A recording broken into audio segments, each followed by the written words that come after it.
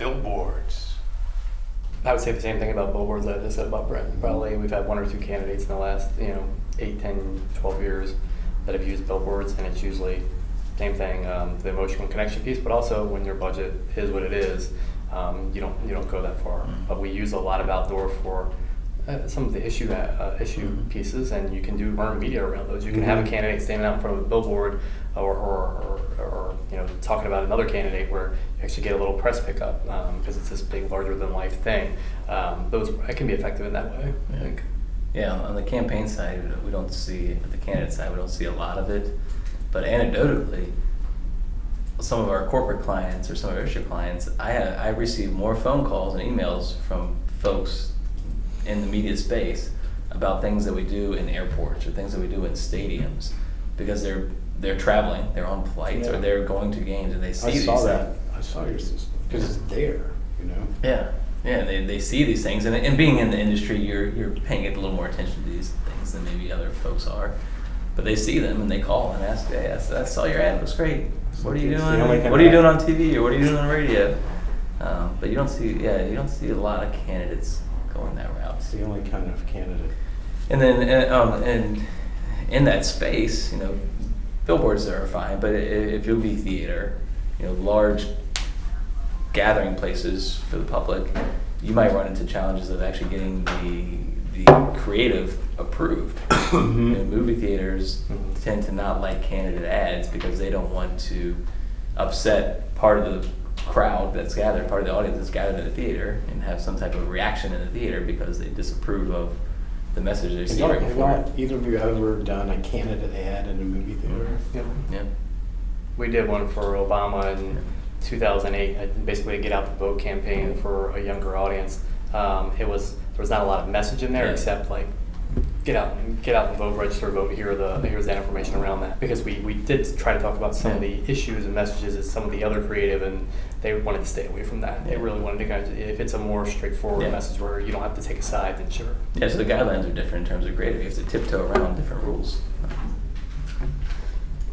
What is good for the billboard space, though, is beyond the movie theaters and things like that, some of the billboards are becoming digital, and I think when you can use that, when you can change creative regularly, you can change creative same day, and have multiple creatives, so that becomes a little more interesting. That becomes a little more impactful, I think, overall. And if you place those billboards in the right place, whether it's neighborhoods, zip codes, or areas where there's a blue collar vote, or there's an ethnic vote, or whether there's folks who are people you really want to get out the vote, that can be powerful, I think, supportive of the overall campaign if the candidate has the budget.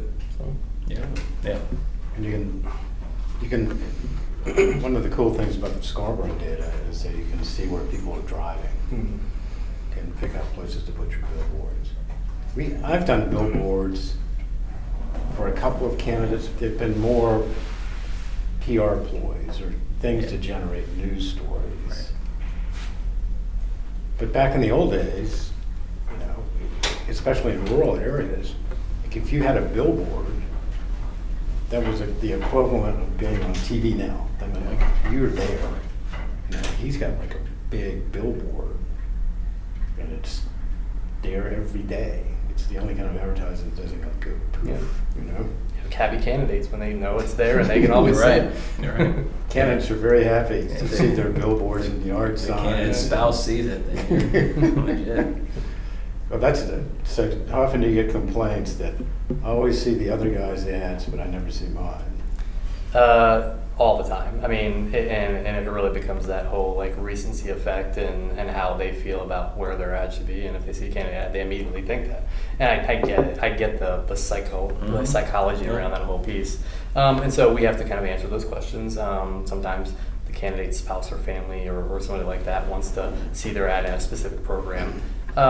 Sometimes you do that because you look at the research and you give them the best advice you can, and you say, maybe that is a good program to be in, or we are there, we're just not there as heavy, or you know what, maybe we shouldn't be in that program. It's not your target audience. If you're watching it, I understand, but you're not in the target audience. You make that, you give them that response, and you give them the information, but then in the end, if they want that spot there, then it's their money, Or you say, I think your spouse is a high turnout Republican. Right.